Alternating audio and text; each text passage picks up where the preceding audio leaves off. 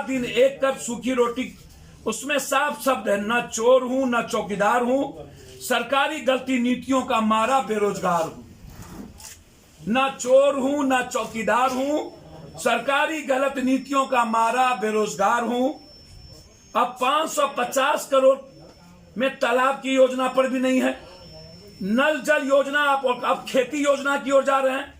एक भी इंटरनेशनल हवाई मार्केट अब बनाने की बात नहीं की है, एक भी दूसरी राजधानी बनाने की बात आपने नहीं की, और एक भी प्राइमरी स्कूल और मिडिल स्कूल और हाई स्कूल पर आपने इंफ्रास्ट्रक्चर पर नई एजुकेशन नीति नहीं बनाई, जबकि स्थिति सबसे बदतर है।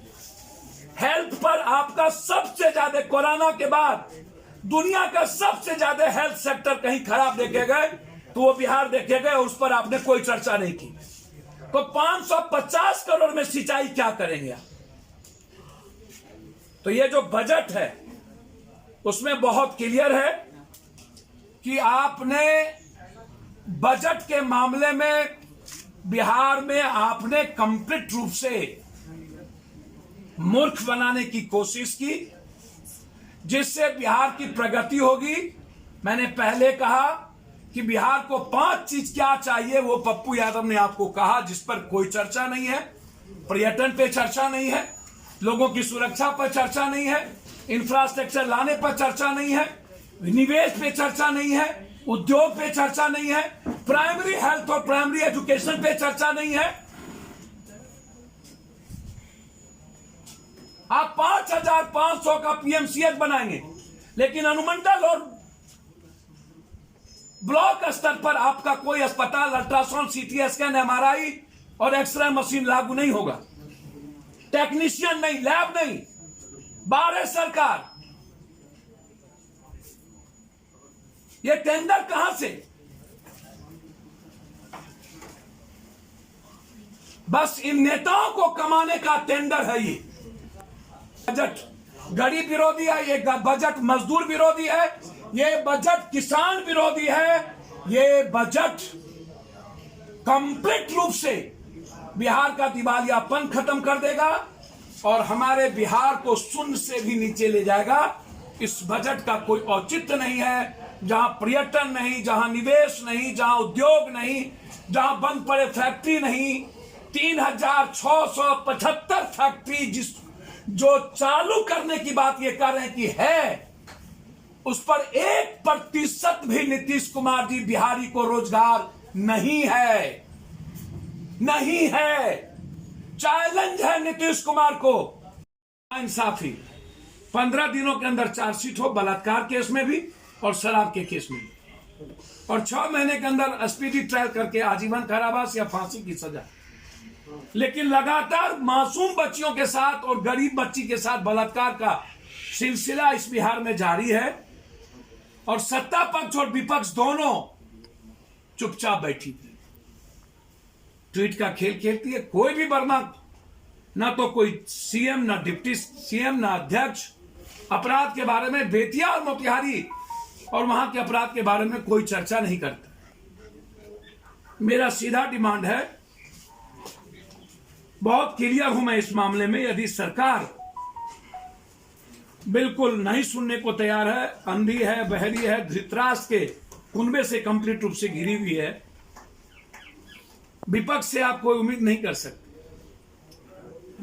विपक्ष हरियाणा का स्क्रिप्ट पढ़ता है, मंद बुद्धि का बालक है। या तो हरियाणा का स्क्रिप्ट पढ़ेंगे या नहीं तो फिर रांची पर भरोसा, और 26 दिन में 4 दिन पिकनिक मनाएंगे, फिर आएंगे ट्वीट ट्वीट का खेल खेलेंगे, बेमौसम बरसात के तरह राजनीति करेंगे।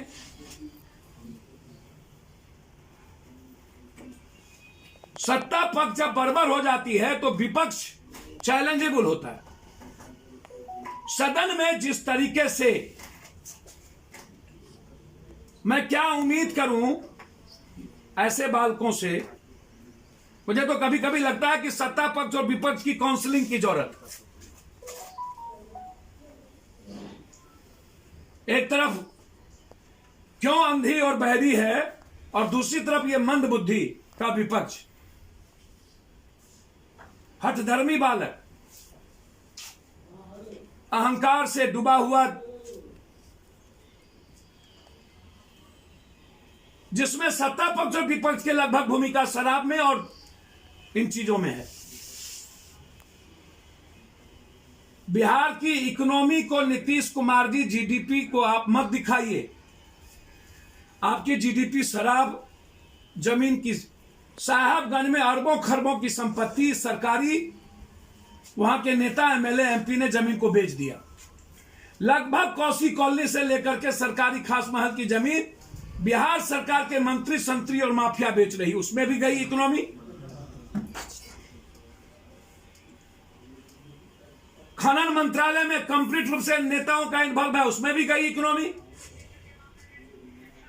आखिर क्या कारण है कि ठेका और खनन में, बालू में, जब यह रूल नहीं है कि नेता का कोई रिश्तेदार और नेता ठेकेदारी करेंगे, तो लगभग बिहार का ठेका नेता और नेता के रिश्तेदार क्यों कर रहे हैं?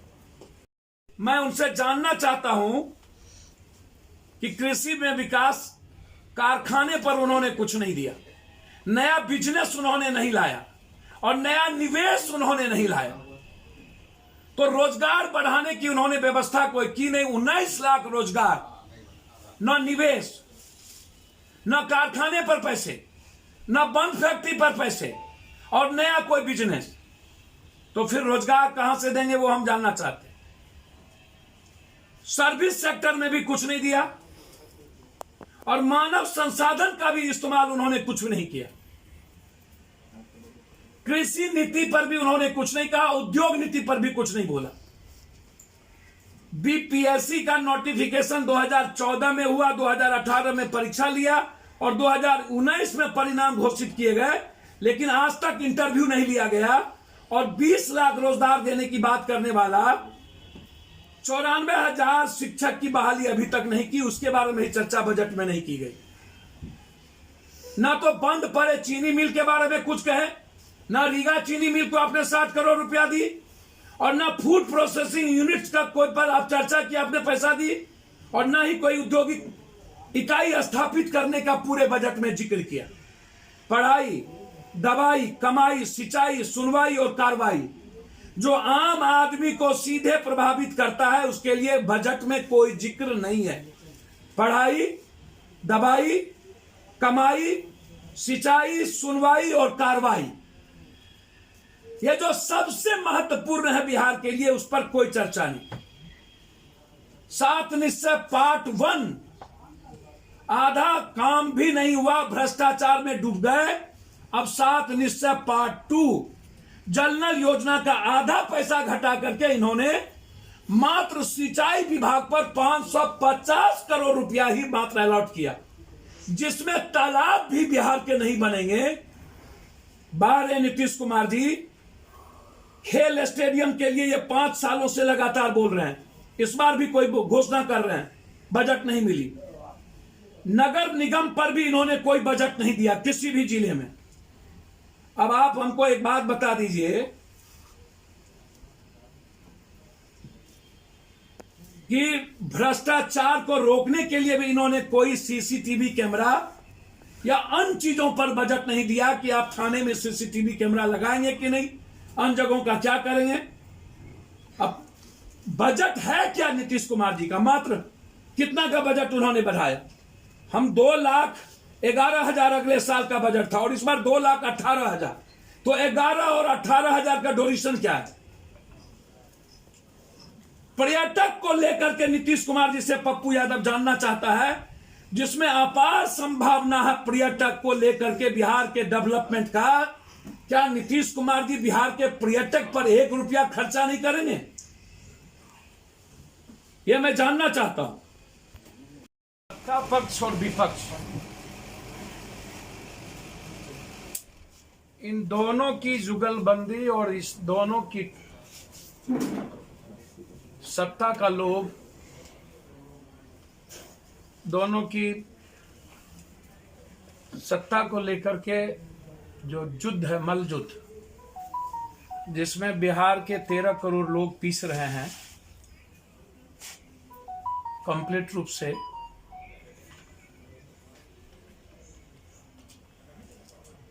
उसमें नीतीश कुमार जी की जो सरकार है वो कंप्लीट रूप से समझिए कि धृतराष्ट्र का आवरण, एक ऐसा आवरण धृतराष्ट्र का है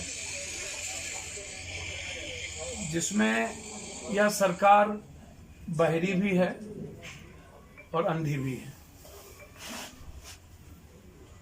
सुनती बिहार की किसी की नहीं है, सुनाती सबको है।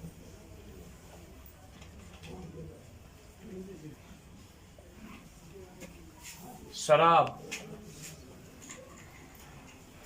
के बड़े व्यापारियों को पकड़ने का दावा नीतीश कुमार जी ने किया, 2 व्यापारी को पंजाब से।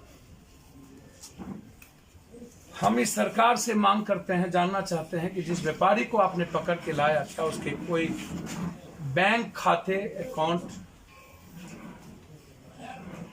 जब्त किया आपने? क्या आपने वो दोनों व्यापारी के आधार पर बिहार में किसी को चिन्हित किया, एफआईआर लॉन्च की बिहार में किसी के आधार पर?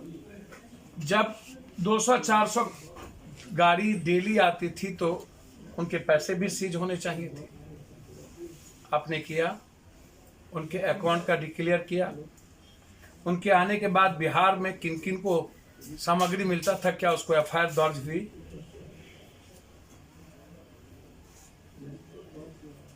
बिहार का शराब, चाहे मुजफ्फरपुर में 7 लोग मरे, 2 लोगों को गायब कर दी गई। गोपालगंज में मरे, इसके पहले सासाराम में मरे। लगातार आपको आश्चर्य लगेगा कि बिहार का जो शराब का बिजनेस है उसमें सत्ता पक्ष और विपक्ष के एमएलए, एमपी, मंत्री, संतरी, प्रमुख नेताओं का गोदाम, उसकी पैसे और उसकी पूरी ताकत लगी है, जिसमें पूरी पुलिस महकमा करोड़पति अरबपति हो चुकी है, सभी जिलों की है। सभी ब्लॉक में शराब बन रहे हैं। 4000 से ऊपर ट्रक डेली बिहार में इन कर रहा है। 5 सालों से शराब पैरेलल इकोनॉमी 8000 से 13000 के बीच है। बिहार को सबसे ज्यादा घाटे का सौदा है और अपराधी माफिया नेता और पुलिस प्रशासन की शराब के द्वारा पूरी पैसा, पूरी राशि बिहार की जनता की इन लोगों के घर में जा रही है। क्या बिहार सरकार आज तक शराब माफियाओं का कोई संपत्ति जब्त किया? कोई संपत्ति। ऊपर से नीचे हमारा सरकार से मात्र 2 बात है। क्या किसी दरोगा के सस्पेंड कर देने से शराब माफिया का सोल्यूशन हो गया? पोस्टिंग एसपी करते हैं, वहां डीआईजी भी इन्वॉल्व है। क्या एसपी डीआईजी पर 302 का मुकदमा नहीं लगना चाहिए इन मौत के बाद? और क्या उत्पाद मिनिस्टर इसकी जिम्मेदारी नहीं लेनी चाहिए? क्या उनकी बर्खास्तगी नहीं होना चाहिए? क्या वो रिजनेशन नहीं देना चाहिए? ये सबसे बड़ा प्रॉब्लम है, ये जानना चाहते हैं। ये इतना बड़ा मैं समझ नहीं पाता हूं कि 5 साल नीतीश कुमार जी के शराबबंदी को हो गया, 2 करोड़ की शराब लगभग पकड़ा जा रही है। तो क्या कोई डेडलाइन है नीतीश कुमार जी का कि इसके बाद बिहार में कोई शराब नहीं बिकेगी? कोई डेडलाइन? यदि बिकेगी तो हम रिजाइन कर देंगे या हमारी सरकार नहीं रहेगी।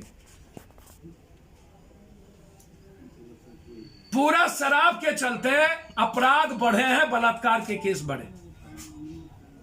हम नीतीश कुमार जी से मांग करेंगे कि विधानसभा में आप घोषणा कीजिए कि आपके सारे दरोगा, सारे पदाधिकारी, सारा नेता का डीएनए जांच हो, ब्लड सैंपल लिया जाए कि 6 महीने के अंदर किस किस ने शराब पी, सत्ता पक्ष से लेकर प्रतिपक्ष तक।